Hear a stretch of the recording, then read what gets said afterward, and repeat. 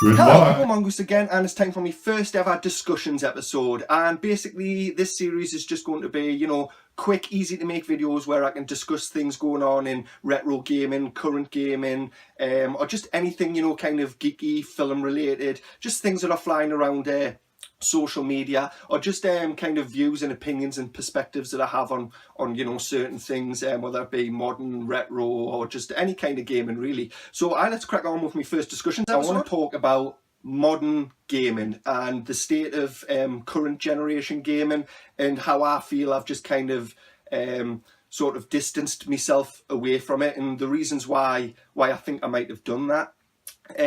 Now, first things first, I was very much into this kind of hype culture of gaming, really up until I'd say about 2010, until I really started concentrating on collecting retro games. I remember the last game I was really like feverish over was Red Dead Redemption, and I remember despite there being loads of shipping like trouble and stuff, and some people couldn't get a copy of the game on day of release, and I managed to get it and I absolutely loved it. But to be honest, that's the last time that I remember being hyped for a game that was just coming out that day and getting the game and absolutely enjoying the game. Because I remember a number of times in 2010 where I'd done similar thing to Red Dead Redemption and kind of reserved a copy of a game and such, like, because I was very much into my current generation gaming. I was big into my PS3 at the time, and yeah, basically there was a few of our games that year that just really let us down. And as 2010 wore on, I just think I started concentrating more on classic games that I'd played, in my childhood and stuff. But I mean, there's obviously a bundle of reasons why modern gaming doesn't appeal to us, like, at this very time. I mean, I'm talking 2010. We're 7 years away from that now. Bloody hell, I had to count there. My maths is terrible. And yeah, basically, it's just something that it doesn't click with us. I don't really want to do it. Me son has an Xbox One, and he got a couple of games that I really thought, yeah, I could get into them and I could play them.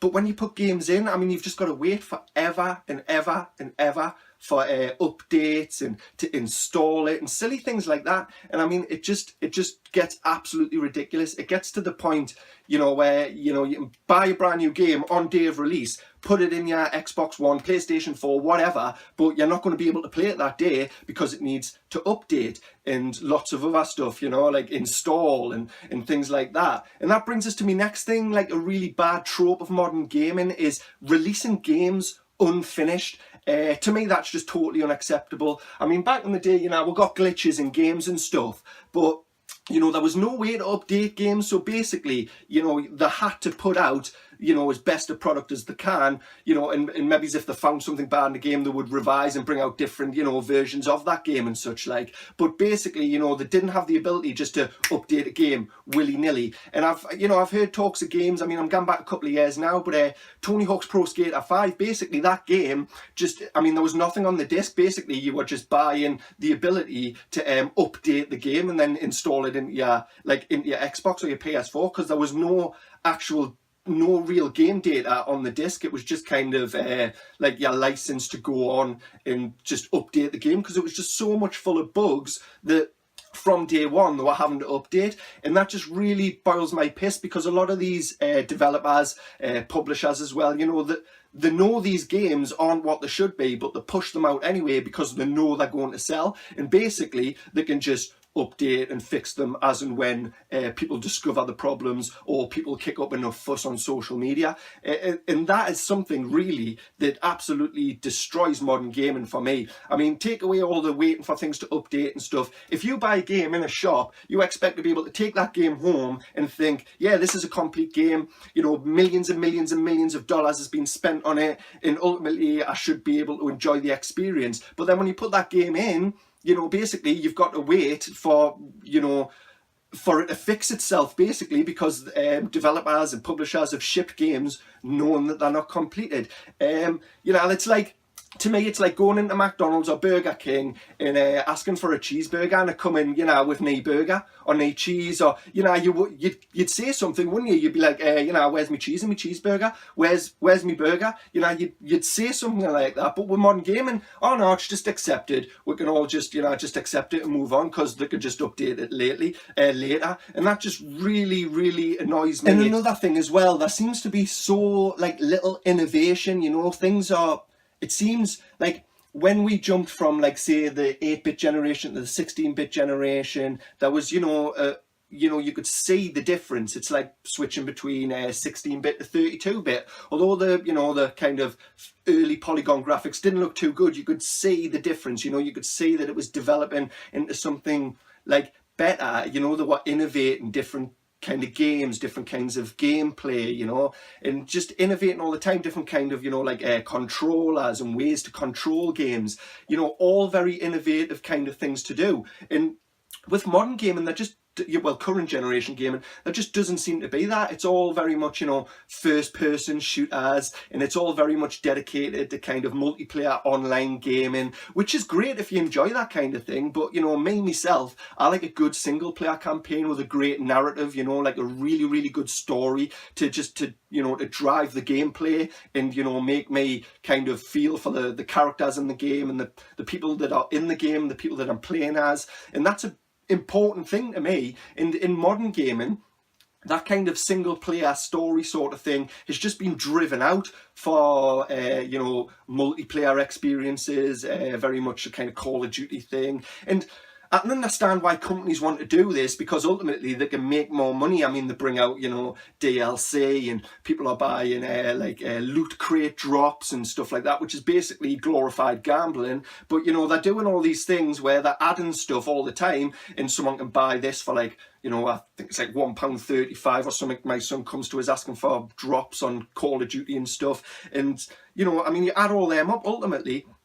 And given that people have paid 60, 50, 60 or whatever, how much they paid for the game itself, on release, and then they've got all these microtransactions that go with it. So I can understand why modern game companies are,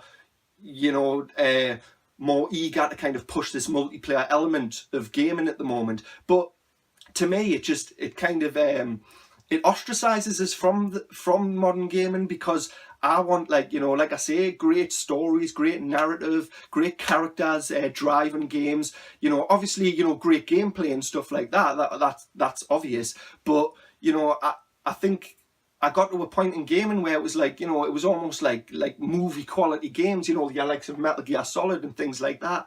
Very story driven, and it was kind of games like that kind of shaped my gaming mind. So now when we've come to where we are now in 2017, and it's all very much online, and even putting my Xbox 360 on, I still get notified because I'm not bloody online. It's like, I don't want to be online. If I wanted to be online, I'd be online. I'm quite aware that my console's not online. Like, I don't want to play every single bloody game online. It's really annoying. And like I say, obviously, you can have that amazing multiplayer experience, but just put a bit more into the single player experiences. Even your Call of Duties, I remember, the first couple of Modern Warfares, they had brilliant single player campaigns to go alongside with the multiplayer. But as times drove on, they've kind of just put all their focus onto the multiplayer, and single player is just, a second thought. So yeah, there's just a multitude of things that just all add up as to why I just feel like distanced from modern gaming, and how the business works, and just how the games work, and how the consoles are. It's just something that I really don't enjoy. Now, the reasons for that, I couldn't tell you. I think it could be because I'm getting older, I've got a lot of responsibilities, I haven't got a lot of time. So things like cartridge-based games, platformers, racing games, all these things, like cartridge games are brilliant because there's no load time. It's just bang, pop it in, and you can have an hour on Super Mario, or have an hour on whatever, Golden Axe, Streets of Rage or something. It's pop in and play, and that's what I love about me retro gaming. So the thing about like modern gaming is there's not that ability. You put it on, you've got to wait for the console to update. Like I've said, you've got to wait for the game to update, and it doesn't suit my lifestyle. So I think basically that's the main number one reason why I've kind of not adopted this latest generation of gaming, because it's just, I haven't got the time to sit around and do these things. I maybe just get a couple of hours and I want to just pop a game in, play, boom, maybe save, or, you know, just come back to it the next night and just be able to, you know, have a good bash at it, and that's it. So I mean, that's pretty much my first discussion. What do you guys think? Like, what's your thoughts on modern gaming? Are you bang into it? You know, is it like, are you getting games on release every single week, or is it something that you're kind of slipping away from, or is it something that, you know, still interests you? You know, let us know what you think about modern gaming. Like I say, you know, everyone's got their own opinions on things, and I really want to hear yours, because sometimes I just feel like I'm some cantankerous old twat, you know, when I'm seeing new games released, and I'm like, oh yeah, jump on the hype train, and it's just like, yeah, I'm just not feeling it anymore. And I want to know, you know, are you the same? It's just like, it's discussion, it's topic, and it's something that we can all, you know, talk about, because obviously we're all into gaming. So just let us know your thoughts in the comments, and let us know what your thoughts are on modern gaming at the moment, and what you thought of this video, and how you think the discussion should go, or if you've got any more discussion topics for us, just let us know in the comments. So that's pretty much it. I'll leave you like I always do, just say thank you very much for watching, people. Hopefully I'll catch you next time. Bye.